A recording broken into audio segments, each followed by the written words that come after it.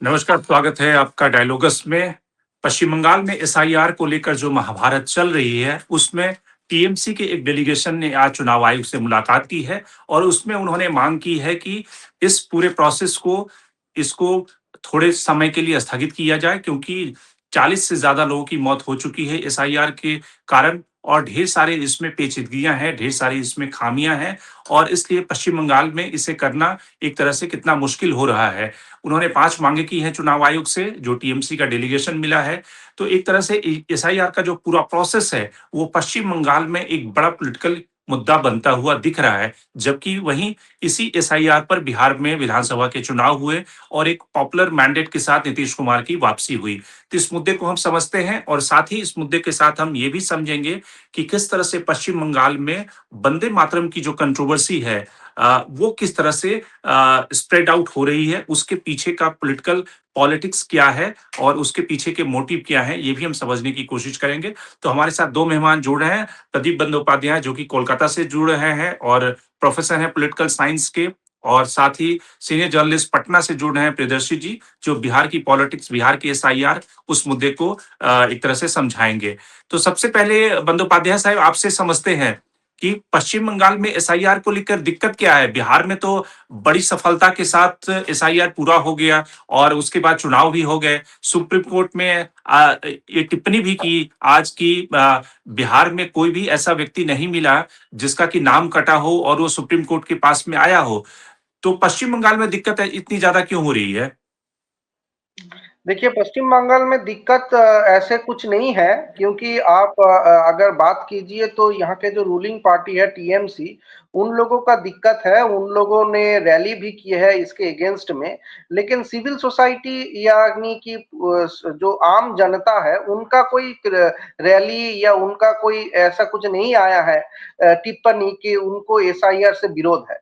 तो ये है कि एक पॉलिटिकल स्टांस है तृणमूल कांग्रेस का कि एसआईआर का विरोध करने के लिए। देखिए, बीएलओ के ऊपर जो है खामियां है और जो प्रेशर है वो 12 राज्यों में भी सही एक तरह से है और हर जगह में बीएलओ का मौत भी हो रहा है, रिजिग्नेशन भी आ रहा है। लेकिन कहीं कहीं कोई डेलीगेशन ने अब तक ईसीआई से मीट नहीं किया है, तृणमूल कांग्रेस ने किया है। तो यहाँ पे तृणमूल कांग्रेस का जो एक माहौल बनाया है कि यहाँ पे एसआईआर से बहुत दिक्कत हो गई। उन्होंने पहले कहा था कि एसआईआर हम यहाँ पे नहीं करने देंगे, लेकिन फिर ईसीआई के जो संवैधानिक क्षमताएं हैं उन उसके सामने वो झुक गए और फिर उन्हीं के जो स्टेट गवर्नमेंट का कर्मचारी है उनके लिस्ट ईसीआई से ईसीआई को भेजा है, उनमें से ही लोग बीएलओ हो रहा है। तो पहले उन्होंने बोला कि बीएलओ को हम एकदम से काम नहीं करने देंगे, उनका जो बीएलए है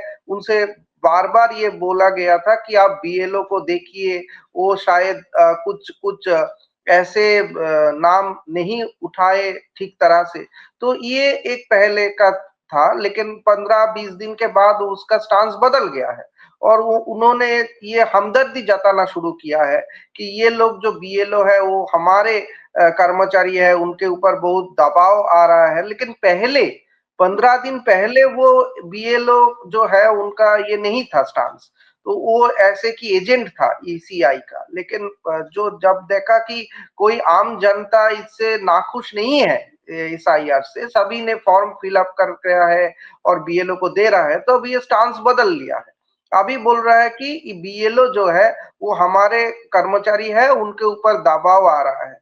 तो यानी कि एक तरह से देखा जाए तो ये पूरा एक राजनैतिक जो पॉलिटिकल माहौल बनाया हुआ है तृणमूल कांग्रेस ने।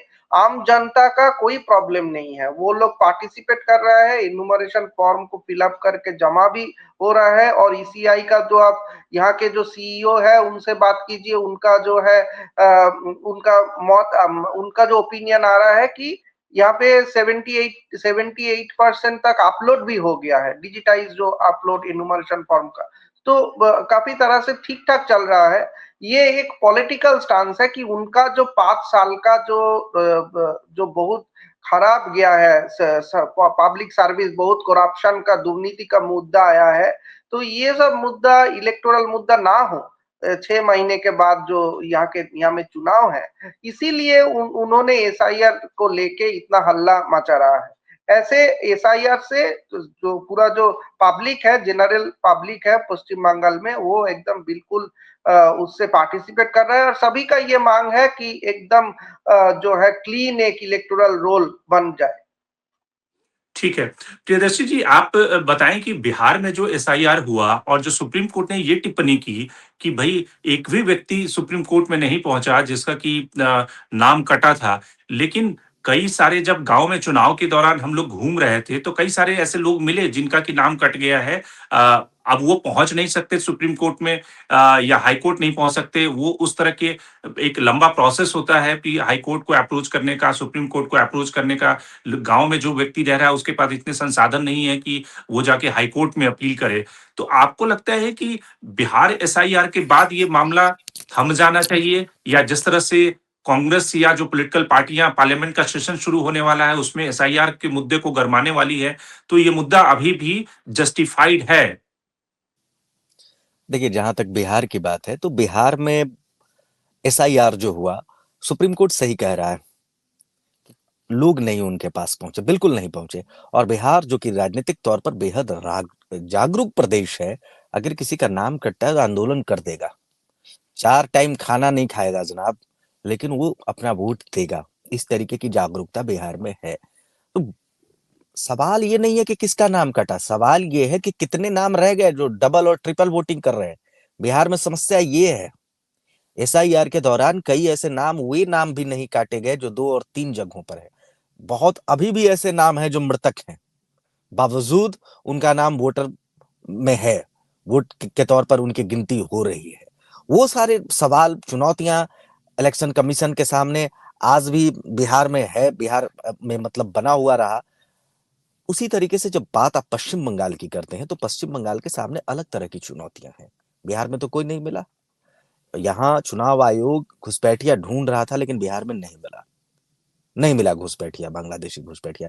लेकिन पश्चिम बंगाल की समस्या अलग है, वहां घुसपैठिया मिल जाएंगे, तभी इतनी भगदड़ मची हुई है। बांग्लादेश के बॉर्डर पर लंबी लंबी कतारें हैं, लोग खड़े हैं।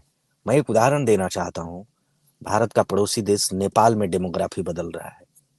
वहां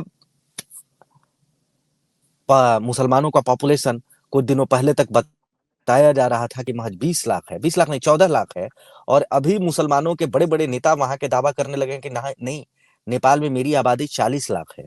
ये अचानक से 1 सालों में ऐसी वृद्धि क्यों हुई? 2021 में वहां जनगणना हुई, उसके अनुसार से वर्ल्ड पॉपुलेशन का जो डाटा है उसके हिसाब से भी नेपाल में आबादी होनी चाहिए 14 लाख, 14.5 लाख, 15 लाख के करीब मुसलमानों की नेपाल में। वहां पर अचानक इस तरीके से क्यों वृद्धि हो गई है मुसलमानों की जनसंख्या में? उसका कारण यही है कि बिहार में जो एसआईआर हुआ, अब पश्चिम बंगाल में जो एसआईआर हो रहा है, और असम में जो होगा, इन सभी का इम्पैक्ट पड़ रहा है। और ये लोग, नेपाल में जनसंख्या इन लोगों की बढ़ रही है। ये इस बात से आप इंकार नहीं कर सकते हैं कि बड़ी संख्या में बांग्लादेशी, रोहिंग्या या फिर अन्य घुसपैठिए भारत में घुसे हुए हैं। इसके लिए किसी सरकार को, एक सरकार को जिम्मेवार ठहराना बड़ा मुश्किल है, लेकिन इस बात को स्वीकार करना बेहद जरूरी है कि हाँ है। और एसआईआर ठीक है कि नहीं पकड़ पा रहा है, लेकिन इतना प्रेशर तो दे रहा है कि यहाँ से लोग छोड़ करके चले जा रहे हैं, या वो लोग सामने नहीं आ रहे हैं कि हमारा नाम जोड़ दीजिए, हमारा नाम बनाइए। जो बंदोपाध्याय साहब, आपसे भी समझना चाहूंगा कि जिस तरह की पॉलिटिक्स वंदे मातरम को लेकर चल रही है, आपने देखा कि इस महीने की शुरुआत में वंदे मातरम के एक तरह से 50 साल पूरे होने पर जिस तरह से भारत सरकार जो आयोजन कर रही है, उसको लेके एक पूरी कंट्रोवर्सी शुरू हो गई। और अब चूंकि संसद का सत्र शुरू होने वाला है और संसद के सत्र से पहले जो पार्लियामेंट्री अफेयर्स मिनिस्टर हैं और जो ऑल पार्टी की मीटिंग होने वाली है, उन सब में सरकार एक इंडिकेशन दे रही है, संकेत दे रही है कि वो वंदे मातरम के ऊपर संसद में बहस कराना चाहती है। ममता बनर्जी ये आरोप लगा रही हैं कि टैगोर साहब की उपेक्षा की जा रही है। तो ये जो बंगाल का जिसको कहते हैं एक आइडेंटिटी कल्चरल नेशनलिज्म है, उसके जरिए क्या दोनों पार्टियां, बीजेपी ने पकड़ लिया है वंदे मातरम को, और वहां पे टीएमसी जो है वो रविन्द्रनाथ टैगोर की उपेक्षा का आरोप लगा रही है, तो इसके जरिए क्या चुनाव लड़ने की तैयारी हो रही है? नहीं देखिए, ये आम जनता का इशू नहीं है। अभी तक ये ऐसा कुछ नहीं है कि आम जनता का इशू हो गया है वंदे मातरम का। ये जो है पार्टी लेवल में है, और पार्टी, दोनों पार्टी ने अभी तक इसके ऊपर पश्चिम बंगाल में कोई ऐसा कोई आलोचना भी नहीं किया है। तो ये अभी तक वो दोनों पार्टी के जो टॉप लेवल लीडरशिप है उनके ऊपर, उनके बीच ये चल रहा है। हालांकि बात यह है कि पश्चिम बंगाल का जो जनता है वो टैगोर के साथ भी जुड़ा हुआ है, बंकिम चंद्र चट्टोपाध्याय के साथ भी जुड़े हुए हैं, नेताजी सुभाष चंद्र बोस के साथ भी जुड़े हुए हैं, क्योंकि ये सब यहाँ का ही जो है सन ऑफ द सॉइल है। और यहाँ का जो है जो माहौल है, यहाँ का जो इतिहास है, उसमें ये स्वाधीनता का जो आंदोलन है उसमें बहुत सारे भाग भाग लिया है। तो अभी जो है ये देखना ये है कि बीजेपी का यहाँ स्टेट में एक बड़ा जमींदारी है कि यहाँ पे गवर्नमेंट को चेंज करने के लिए वो एक माहौल तैयार कर रहा है। तो इसीलिए जो है 150 साल जो वंदे मातरम सॉन्ग का है, गाने का है, तो इसके लिए इधर में कोई रैली नहीं हुआ है अभी तक। देखिए, आप एक मुद्दे को अगर आम जनता का मुद्दे के तौर पे बनाना चाहते हैं कि यहाँ पे ये स्वीकृति देना है वंदे मातरम का, जो पूरा वर्ष 1 साल तक कोई सेलिब्रेशन हो, तो इसमें आपको इन्वॉल्व करना चाहिए। एकदम बूथ तरह के जाके ग्रामीण जो है संगठन है उसको आपको जो है इनमें जोड़ना है। लेकिन ये जो है पश्चिम बंगाल का जो बीजेपी यूनिट है वो कर नहीं पा रहा है। इसलिए फिर यहाँ पे जो है तृणमूल कांग्रेस ने इसको दिखा रहा है कि तृणमूल कांग्रेस में, मैं एक चीज आपको बता देता हूँ कि एसआईआर हो या वंदे मातरम हो, तृणमूल कांग्रेस जो है बहुत ही एंटी इनकम्बेंसी के एक डर से जो चल रहा है कि 5 साल का या लास्ट 2011 से जो इतना सारा करप्शन का इश्यूज है और इतना मिसमैनेजमेंट है, तो यहाँ से वो भागने चाहता है। ये प्रश्न अगर आम जनता उनके सामने छोड़े, तो इसके लिए उसका एक डर है। तो ये एंटी इनकम से भागने के लिए वो जो भी मुद्दा पा रहा है उनका एक पॉलिटिकल कलर दे रहा है कि ये एसआईआर हो या वंदे मातरम इशू हो या टैगोर का इशू हो, जो भी है। तो ये जो है कि भारत सरकार का एक बहुत ही नेक ये एक है कि 150 इयर्स है वंदे मातरम का, उनका सेलिब्रेट करने जा रहे हैं। लेकिन इसके लिए ये जो बंगाली जो संस्कृति है वो उसको बंगाल में बीजेपी का अगर स्टेट पार्टी उसी हिसाब से उसका पॉलिटिकल माइलेज नहीं उठा पा रहा है, तो यही एक प्रॉब्लम का बात है। लेकिन सवाल ये है कि जो बीजेपी के कुछ कर्नाटक के नेताओं ने ये सवाल उठाए कि किस तरह से वंदे मातरम और जनगण मन को लेके जो सवाल उठाए, उसमें उन्होंने कहा कि ये अंग्रेजों की प्रशंसा के लिए लिखा गया था। तो कहीं न कहीं बीजेपी जो है, वो को-ऑप्ट कर रही है बंकिम चट्टोपाध्याय को, और टैगोर चूँकि हिंदू-मुस्लिम एकता के एक प्रतीक माने जाते हैं पश्चिम बंगाल में, तो कहीं न कहीं ममता बनर्जी वो जो पॉलिटिक्स का उनका जो फ़ायदा दिखता है वहाँ पे, वो को-ऑप्ट कर रही हैं टैगोर साहब को। तो इस तरह का जो नैरेटिव, इस तरह की पॉलिटिक्स आपको पश्चिम बंगाल में चुनाव में दिख रही है, और शायद इसलिए कि संसद के सत्र में सरकार चाह रही है कि वंदे मातरम के 150 वर्ष होने पर उस पे एक चर्चा हो, ताकि बंगाल की राजनीति को कहीं न कहीं वो इन्फ्लुएंस कर सकें। नहीं, यही मैं कह रहा कि बीजेपी का यही स्ट्रैटेजी है कि पश्चिम बंगाल के चुनाव भी है और 150 साल भी है वंदे मातरम को, दोनों को मिला के कुछ करे हो। अगर पश्चिम बंगाल में कुछ ज्यादा वोट उनको मिल सके, नहीं सिर्फ वोट के लिए नहीं, ये एक नेशनल फीलिंग के लिए बीजेपी कर रहा है। लेकिन पश्चिम बंगाल में इशू ये है कि देखिए, यहाँ पे बीजेपी को अटैक करना चाहता है तृणमूल कांग्रेस की। बीजेपी जो है एकदम सावरकर के टाइम से वो इंग्रेज के सामने झुक गया। ऐसे कोई उनका जो फ्रीडम मूवमेंट में उनका कोई भाग नहीं रहा। ये नैरेटिव तृणमूल कांग्रेस ने बहुत दिन से यहाँ पे बनाए हुए हैं। तो अभी जो है इनसे निकलने के लिए, और पश्चिम बंगाल के जो संस्कृति है उनसे तो बीजेपी का लगाव है, ये भी एक तरह से, क्योंकि यहाँ पे जो आते हैं जो बंगाली जो है जैसे बोलते हैं वैसे अगर आप जेपी नड्डा साहब आता है कि होम मिनिस्टर आता है, अमित शाह जी, मोदी जी आते हैं प्राइम मिनिस्टर, जो वो जैसे बात करते हैं, कोई कोई टाइम में कुछ अलग सा बोल देता है क्योंकि उनका उतना बंगाली प्रोनाउंसिएशन नहीं आता है, तो इसी के हिसाब से वो उनको बाहर वाले करते हैं कि जो है बाहर वाले हैं। ये बंगाली जो बंगाल का जो राजनीति है उनसे ये जुड़ नहीं पाएगा क्योंकि ये तो बंगाल भाषा ही बोल नहीं पाते हैं, उनको कोई ज्ञान नहीं है बंगाल का संस्कृति का। इसी ये जो नैरेटिव एंटी बीजेपी का जो नैरेटिव तृणमूल कांग्रेस ने सेट किया है, उसी को एक तरह से उनका जवाब देने के लिए बीजेपी का ये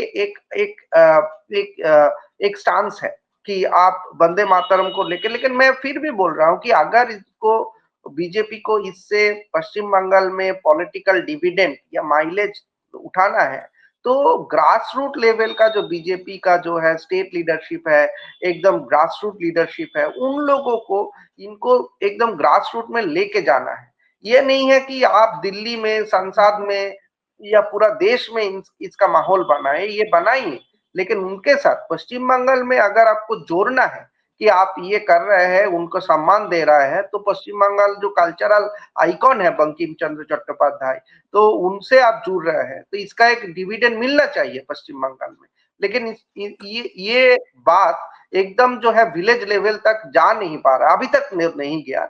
हालांकि कुछ देर में अगर हम देखेंगे इसका कोई स्ट्रैटेजी, क्योंकि देखिए पश्चिम बंगाल में प्रॉब्लम ये है कि बीजेपी का पार्टी यूनिट, केंद्रीय जो पार्टी यूनिट है वो खुश नहीं है जो स्टेट पार्टी यूनिट के साथ, क्योंकि स्टेट पार्टी यूनिट ने जो उसका संगठन है उतना मजबूत नहीं कर पा रहा है, जितना जितना चाहते हैं नेशनल लीडरशिप, उतना तक स्टेट जो पार्टी लीडरशिप है वो संगठन को मजबूत नहीं बना पा रहा है। तो यही प्रॉब्लम है कि हर चीज जो पॉलिटिकल डिविडेंड दे सकता है, स्टेट पार्टी लीडरशिप और स्टेट जो है ऑर्गेनाइजेशन के प्रॉब्लम से वो उसका डिविडेंड नहीं पा रहा है।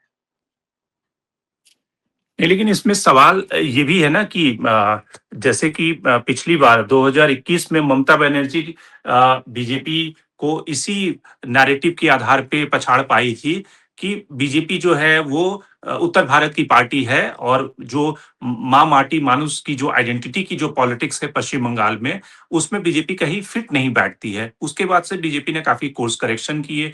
उन्होंने सामिक भट्टाचार्य को स्टेट प्रेसिडेंट बनाया कि जो कि उस भद्रलोक से आते हैं। उसके बाद बीजेपी ने जिस तरह की स्लोगन, जिस तरह के आइकॉन को कोएप्ट किया है, जिसमें कि वंदे मातरम की हम ही बात अगर कर लें, वो बार-बार इस बात का उदाहरण दे रहे हैं कि श्यामा प्रसाद मुखर्जी ने तो पश्चिम बंगाल से निकलकर नेहरू की कैबिनेट में थे, देश के लिए बलिदान दिया। तो आपको लगता है कि इस बार के चुनाव में बीजेपी का जो कल्चरल नेशनलिज्म है पश्चिम बंगाल में, वो इम्पैक्ट करेगा, वो उसका इन्फ्लुएंस हो रहा है, या अभी भी ममता बनर्जी का जो कल्चरल नेशनलिज्म है वो ज्यादा उसका इम्पैक्ट है? देखिए बात ये है कि 5 साल का, लास्ट 5 साल का अगर आप हिसाब लीजिए इलेक्शन के पहले, तो ये बात है कि अभी ममता बनर्जी का कोई कल्चर नहीं है, कोई संस्कृति नहीं है, कोई जो नेशनलिज्म भी नहीं है। इनका एक ही कल्चर है, पूरा आम जनता भी कहते हैं कि कल्चर है, कल्चर ऑफ करप्शन। यहाँ पे दुर्नीति जो है, भ्रष्टाचार इतना गहरा है कि यही एक संस्कृति बन गया है पश्चिम बंगाल का। तो ये जो भ्रष्टाचार के संस्कृति है, इनसे अभी आम जनता जो है नाखुश है। तो ये नाखुशियां अगर आपको इलेक्टोरल बैलेट में और वोट वोट जो केंद्र में जाने के बाद जो बैलेट प्रेस करेगा, उनके तक जो ट्रांसलेशन करना है कि ये जो नाखुशियां है उनको जो बीजेपी के तरफ जाने, तो इसमें जो है केंद्रीय जो leadership, they have not kept any stone unturned, कुछ भी करने को बाकी नहीं है, बहुत कुछ कर रहा है। तो स्लोगन्स है, कोई स्ट्रेटेजी भी है, लीडरशिप भी ले आ रहा है बाहर से, एकदम अंदर से। जो श्रमिक भट्टाचार्य का बात है, वो एकदम पूरा एकदम पुराना जमाने का बीजेपी लीडरशिप है पश्चिम बंगाल का, वो सब सही है। लेकिन प्रॉब्लम ये है कि देखिए अगर आपको ममता बनर्जी के साथ जूझना है, तो ये जूझना तो सिर्फ स्ट्रेटेजी या बातों में जूझना नहीं है, डिबेट इट इज, ये तो डिबेट नहीं है, बहस नहीं है, ये चुनाव है। तो बहस में जितना एक बात है और चुनाव में जितना दूसरा बात है। तो बहस के लिए आपके पास बहुत कुछ है, आपने बहुत कुछ किया और लोगों का जो है बहुत घिन भी है इस भ्रष्टाचार के सरकार के ऊपर। लेकिन प्रॉब्लम ये है कि कैसे-कैसे वो जो है अभी तक जितने भी जैसे पहले कुछ दिनों के लिए वो कनेक्शन कर रहे थे लोगों के साथ, नरेंद्र का मोदी जी के नाम से फुटबॉल टूर्नामेंट यानी कि युवा जो संप्रदाय है उनसे जोड़ने के लिए, ये भी यहाँ पे किया है और कॉन्स्टिट्यूशन डे के भी सेलिब्रेशन यहाँ पे किया है। तो हर जगह में थोड़ा-थोड़ा करके बढ़ रहा है, बीजेपी के साथ लोगों ने जुड़ रहा है। लेकिन इसका एक डिविडेंड जैसे कि गवर्नमेंट बदल सकता है, इसके लिए क्योंकि देखिए एक तरह से एसिड टेस्ट था बीएलए देने का। हर बूथ में जो है यहाँ पे 80,000 के चरक बूथ है, तो जो एसआईआर हो रहा है तो बीएलए बीजेपी ने 80,000 बूथ में बीएलए दे नहीं पाए सब बूथ में। तो कुछ प्रॉब्लम है ऑर्गेनाइजेशन का। लेकिन जो मैं कह रहा हूँ कि ममता बनर्जी का जो कल्चरल नेशनलिज्म के बात आप कर रहे हैं कि बहुत ही बंगाल का जो संस्कृति का एक माहौल था, अभी वो गया। अभी ममता बनर्जी का जो संस्कृति का माहौल वो भ्रष्टाचार का संस्कृति हो गया। तो इससे आप ये कह रहे हैं वो कि एंटी इनकम्बेंसी जो है पश्चिम बंगाल में उतनी ज्यादा है, भ्रष्टाचार के जो मुद्दे हैं या फिर जिस तरह से लॉ एंड ऑर्डर की स्थिति है, महिलाओं के ऊपर एट्रोसिटी का मुद्दा है। लेकिन प्रियदर्शी जी आपसे समझना चाहेंगे कि अगर इतनी ज्यादा एंटी इनकम्बेंसी है तो फिर तो सरकार बदल जानी चाहिए। 2021 में भी उतनी ज्यादा एंटी इनकम्बेंसी थी, लेकिन क्या ममता बनर्जी का जो वेलफेयर का मॉडल है वो कहीं ना कहीं अभी भी मजबूत है, या फिर ममता खुद जो स्ट्रीट फाइटर उनकी जो इमेज है और जिस तरह से उनका कनेक्ट है वो इतना ज्यादा मजबूत है कि बीजेपी अभी तक उस स्थिति तक नहीं पहुंच पाई है कि वो सत्ता से उन्हें बाहर कर सके। भारतीय जनता पार्टी के लिए पश्चिम बंगाल में मुश्किलें हैं। मुश्किलें कुछ इस तरीके से है कि उनके लिए इजी केक नहीं है। हालांकि पिछले कुछ वर्षों में भारतीय जनता पार्टी को पश्चिम बंगाल में सफलताएं मिली है आंशिक ही सही। विधानसभा में आज दूसरी बड़ी पार्टी है पश्चिम बंगाल में भारतीय जनता पार्टी। लोकसभा चुनाव में भी 2019 में तो अच्छी खासी सफलता मिल गई थी। 2024 में वो सफलता को भारतीय जनता पार्टी भले ही नहीं दोहरा पाई हो, लेकिन 2019 में सफलता भारतीय जनता पार्टी को मिली थी। लेकिन इसके बावजूद भारतीय जनता पार्टी के लिए इजी केक नहीं रहने वाला है पश्चिम बंगाल का चुनाव, क्योंकि वहां निर्णायक मुस्लिम मतदाता है और 29-30% के करीब मुसलमानों की जो पश्चिम बंगाल में आबादी है वो निर्णायक साबित होती है। इसके साथ ही वहां कास्ट क्लस्टर उस तरीके से नहीं है जिस तरीके से उत्तर प्रदेश में है, बिहार में है या अन्य राज्यों में है, और हिंदू भावना भी उस तरीके से प्रबल नहीं है पश्चिम बंगाल में। तो इसलिए वहां पर पिच नहीं बन पाता है भारतीय जनता पार्टी के लिए। इसलिए देखा गया है कि भारतीय जनता पार्टी ने असम में तो सफलता पा ली, नॉर्थ ईस्ट के कई स्टेटों में भारतीय जनता पार्टी ने सफलता पाई है, लेकिन पश्चिम बंगाल में उस तरह की सफलता भारतीय जनता पार्टी के लिए अभी भी सपना सा है। हालांकि मैं कहूंगा कि भारतीय जनता पार्टी के आइडियल कई लोग जो हैं वो लोग पश्चिम बंगाल से संबंध रखते थे। श्यामा प्रसाद मुखर्जी जिन्होंने जनसंघ की स्थापना की थी वो बंगाली, विवेकानंद जिनको आइडियल मान करके भारतीय जनता पार्टी अपने पूरे राजनीति को खड़ा कर रही है या खड़ा करने की कोशिश करती है, वो विवेकानंद का संबंध पश्चिम बंगाल से रहा। कई ऐसे नेता रहे जो पश्चिम बंगाल से रहे और जिनकी आइडियोलॉजी रही। वंदे मातरम पर पूरा फोकस भारतीय जनता पार्टी का रहता है, और वंदे मातरम के रचयिता कौन, तो कई ऐसी चीजें रही जिनको लेकर के भारतीय जनता पार्टी चाहती जरूर रही कि इन मुद्दों को भुना करके इन चीजों को आगे ला करके पश्चिम बंगाल में अपनी मजबूत की जाए, लेकिन पश्चिम बंगाल में उनकी जड़ें उस तरीके से मजबूत नहीं हो पाई हैं। हालांकि चांस है, चांस इसलिए है भारतीय जनता पार्टी का कि वाम दल पश्चिम बंगाल में बेहद कमजोर हुए हैं, बेहद कमजोर, आखिरी सांस से गिर रहे हैं। या इस बार ऐसा भी हो सकता है कि कोई नामलेवा ना बजे विधानसभा में, पश्चिम बंगाल के विधानसभा में वामपंथियों का, वाम विचारधारा का ये स्थिति उत्पन्न हो गई है। और वो जो स्पेस खाली हो रहा है उस स्पेस को कहीं ना कहीं भारतीय जनता पार्टी कवर करने की कोशिश करेगी, और उसका फायदा भारतीय जनता पार्टी को भरपूर मिलेगा। और एक विपक्ष के तौर पर, भले ही सत्ताधारी पार्टी के तौर पर नहीं, लेकिन विपक्ष के तौर पर भारतीय जनता पार्टी की ही वापसी होगी, यह तो तय है जी।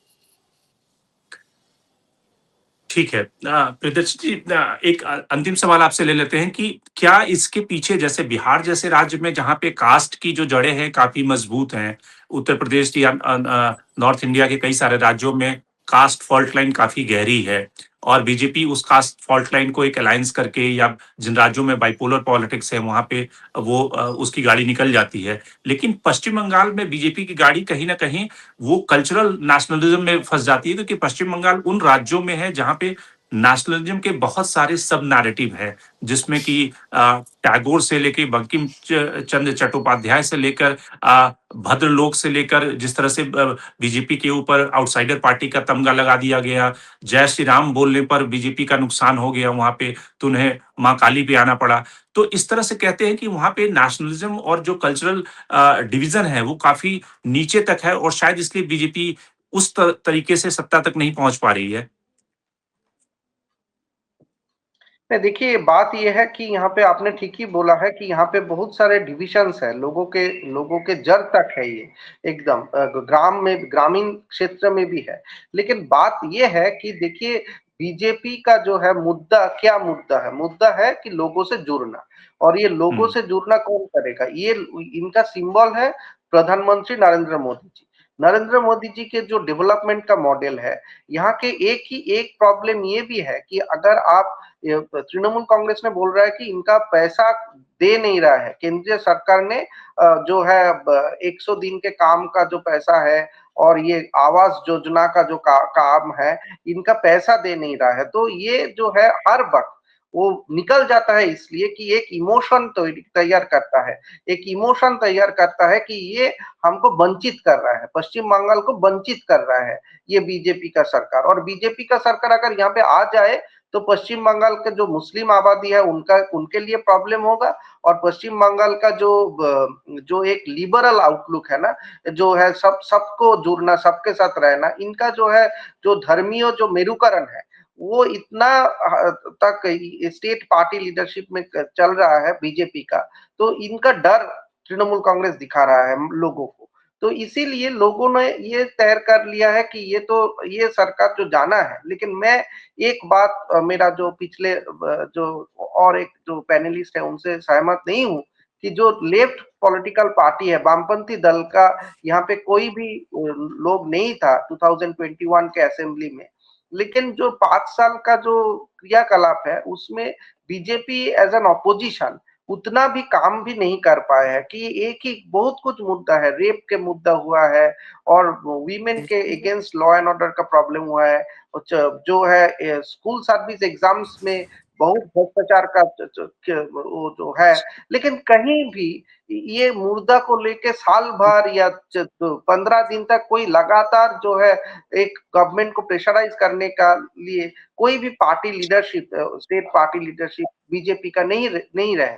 तो इसीलिए जो है, हालांकि इस बार ये भी हो सकता है कि स्टेट पार्टी लीडरशिप ने के जो फेलियर के वजह से ये ऑपोजिशन स्पेस में लेफ्ट उभर के आ सकता है, फिर से आ सकता है। तो ये जो है प्रॉब्लम है। तो यहाँ पे कल्चरल नेशनलिज्म का जो ममता जी का जो है, ये बीजेपी ने बहुत तक उसको मिटा दिया है कि नहीं, कल्चरल नेशनलिज्म बीजेपी भी कर सकता है, और यहाँ पे बीजेपी ने कर रहा है, ये केंद्रीय जो बीजेपी का नेतृत्व है वो कर रहा है। लेकिन पश्चिम बंगाल में प्रॉब्लम यह है कि ममता बनर्जी के जुड़ने के लिए उनका एक फेस चाहिए। अभी 6 महीने है, तो इसलिए अभी बीजेपी अगर कोई एक ठोक फेस लेके कि ये चलाएगा पश्चिम बंगाल को, इनको देखा एक क्लीन इमेज जैसे समीक भट्टाचार्य है, अगर फेस हो जाए चीफ मिनिस्टर का, तो प्रतिद्वंदिता कंपटीशन बहुत अच्छा होगा, क्योंकि लोगों के मन में एक आस्था के जगह चाहिए कि ये हमको ठीक तरह से राज्यों को लेके जाएगा 5 साल या 10 साल के लिए। ये मोदी जी तो है, लेकिन मोदी जी के ऊपर भी आस्था है, लेकिन पश्चिम बंगाल का कौन लोग है? बाहर वाले हमको रूल नहीं करेगा, तो यही से वो वंदे मातरम आता है कि ये जो पश्चिम बंगाल का जो स्वाधीनता का हिस्सा है, जो फ्रीडम मूवमेंट का लोग है, उनको टेगर है, सभी को सम्मान मिलेगा, या फिर बीजेपी का चुनिंदा जो लोग है उनको सम्मान मिल रहा है। तो यही एक नैरेटिव बन रहा है, पॉलिटिकल नैरेटिव। लेकिन हालांकि प्रॉब्लम एक है कि ममता बनर्जी का जो कनेक्ट है, आपने सही तरह से बोला, स्ट्रीट फाइटर इमेज है, वैसे बीजेपी का स्टेट लीडरशिप में ऐसे हम दिख नहीं पा रहा है। तो यही प्रॉब्लम है। ठीक है, तो कुल मिलाकर पश्चिम बंगाल में कई सारे जो नैरेटिव है, पहला नैरेटिव जो इस समय है कि एसआईआर को लेकर ढेर सारी शिकायतें चुनाव आयोग के पास टीएमसी ने की है। टीएमसी ने ये भी कहा है कि चुनाव आयुक्त के हाथ जो हैं वो खून से रंगे हुए हैं, क्योंकि जिस तरह से लोगों ने, बीएलओ ने सुसाइड कर लिया है, उनकी मौतें हुई है। लेकिन बीजेपी के लिए दूसरा जो संकट है पश्चिम बंगाल में, वो संकट है कल्चरल नेशनलिज्म का, और किस तरह से वहाँ की जो नेशनलिज्म आइडेंटिटी का जो मुद्दा है, उससे बीजेपी अपने को एसोसिएट करके वहाँ की एक स्थानीय पार्टी के रूप में इवॉल्व हो और वहाँ की जनता उसे स्वीकार करे। तो आज के कार्यक्रम में इतना ही। आप प्रदीप जी जुड़े, आपका बहुत-बहुत धन्यवाद। दर्शी जी आप जुड़े, आपका भी बहुत-बहुत धन्यवाद। लेकिन देश दुनिया की बाकी खबरों के लिए आप बने रहिए डायलॉग्स के साथ।